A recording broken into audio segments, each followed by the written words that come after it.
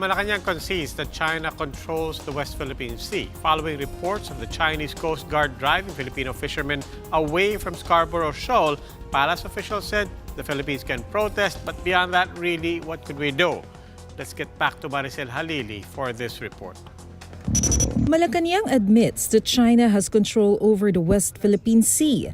This after reports of Chinese Coast Guards driving away Filipino fishermen in Scarborough Shoal. May magagawa ba tayo? Silang may control as of now, di ba? Meron silang puwersa nun. We can only protest like any other country na nagkiklaim. And since it is impossible to win a war against China, presidential spokesperson Salvador Panelo says the Philippine government can only do so much as protest China's actions in the West Philippine Sea. But that's if reports on China's alleged bullying are proven to be true. If that's being done, certainly we will protest. We will not allow our countrymen to be subjected to that kind of harassment.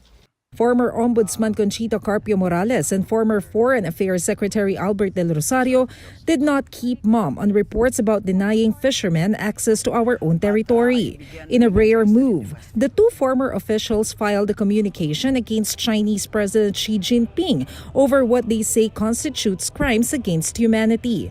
President Duterte earlier expressed doubt that the complaint will prosper, owing to the fact that China is not a part of the Rome Statute, while the Philippines' withdrawal from the ICC officially took effect on March 17.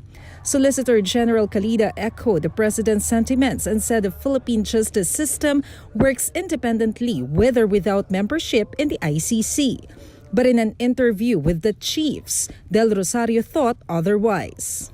China is not a member of the ICC, but the Philippines, since they broke the law or they abused the Filipino citizens and the fishermen,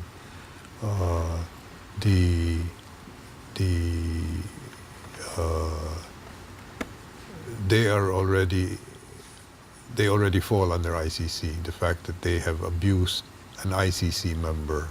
Del Rosario remains optimistic, though he admits that holding President Xi accountable is not an easy task. For Panelo, the filing of communication against Xi before the ICC is just a political move. He also accused Del Rosario of inaction when the Chinese reportedly began building an artificial island in the disputed area during his term as Foreign Affairs Secretary. They only filed nung nakatayo na lahat. But before, hindi na sinasabi ni Presidente. Bakit nung nag-uumpisa pa lang yan, wala kayong ginawa? Nung naitayo na, saka kayo nag-iingay. Following the communication filed against Xi, Panelo insists that the country's relationship with China remains cordial and healthy. For News 5, Maricel Halili, we are One News.